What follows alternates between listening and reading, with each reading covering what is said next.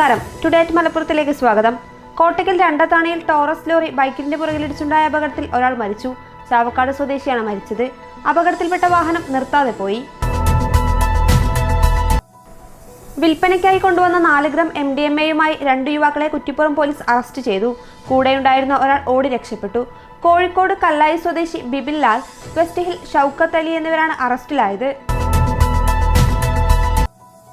Malappuram SP ആയിരുന്ന സുജിത് ദാസിനെതിരെ ഗുരുതര ആരോപണവുമായി താനൂരിൽ പോലീസ് കസ്റ്റഡിയിലിരിക്കെ കൊല്ലപ്പെട്ട താമിർ ജിഫ്രിയുടെ സഹോദരൻ ഹാരിസ് ജിഫ്രി. അനുജൻ കൊല്ലപ്പെട്ട കേസുമായി ബന്ധപ്പെട്ട് നിയമ നടപടികൾക്കും സഹായത്തിനും മറ്റുമായി പലരെയും കാണാൻ ചെന്നപ്പോൾ SP-യുടെ ക്രൂരതയെക്കുറിച്ചാണ് മിക്കവർക്കും പറയാനുണ്ടായിരുന്നതെന്ന് ഹാരിസ് ജിഫ്രി പറഞ്ഞു. കേരള ലോട്ടറിക്ക് സമാന്തരമായി പ്രവർത്തിക്കുന്ന വ്യാജ എഴുത്ത് ലോട്ടറി മലയോര ഗ്രാമങ്ങളിൽ വീണ്ടും സജീവം. കേരള ഭാഗ്യക്കുറിയുടെ സമാന്തരമായിട്ടാണ് വ്യാജ ലോട്ടറി പ്രവർത്തിക്കുന്നത്.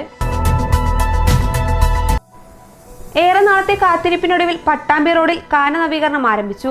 വർഷങ്ങളായി മഴക്കാലത്ത് റോഡിൽ വെള്ളം നിറഞ്ഞ് പരന്നൊഴുകുന്ന സ്ഥിതിയിലായിരുന്നു. പല കടകളിലേക്കും വെള്ളം കയറുന്ന അവസ്ഥയുമുണ്ടായിരുന്നു.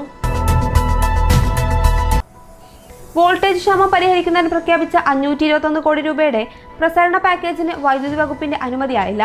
ഇതോടെ നിലവിൽ വേനലിൽ ജില്ലയിൽ വോൾട്ടേജ് ക്ഷാമത്തിന് സാധ്യതയേറി.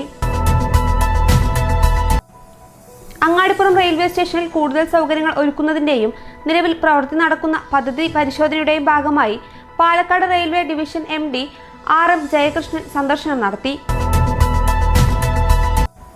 താറാവുകളെ കൊന്ന മലമ്പാമ്പിനെ പിടികൂടി. കൂട്ടിലായത് 12 അടി നീളമുള്ള പാമ്പാണ്. ആലത്തിയൂർ പൊറ്റോടി ചാലിയപ്പാടത്തെ ജമാലിന്റെ കോഴി വളർത്തൽ കേന്ദ്രത്തിൽ നിന്നാണ് മലമ്പാമ്പിനെ പിടികൂടിയത്. ചെറുകാവിലെ പെരിങ്ങാവ് അമ്പലക്കണ്ടി റോഡിൽ കൊടപ്പുറം മലയിടിച്ചിൽ ഭീഷണിയിൽ. ഏതാനും വർഷങ്ങൾക്ക് മുമ്പ് മണ്ണെടുത്തു മാറ്റിയ മലയുടെ ഒരു ഭാഗത്താണ് മണ്ണിടിച്ചിൽ ഭീഷണിയുള്ളത്. ഇതോടെ ടുഡേറ്റ് മലപ്പുറം സമാപിക്കുന്നു. പുതിയ വാർത്തകളുമായി അടുത്ത ദിവസം കാണാം. നന്ദി.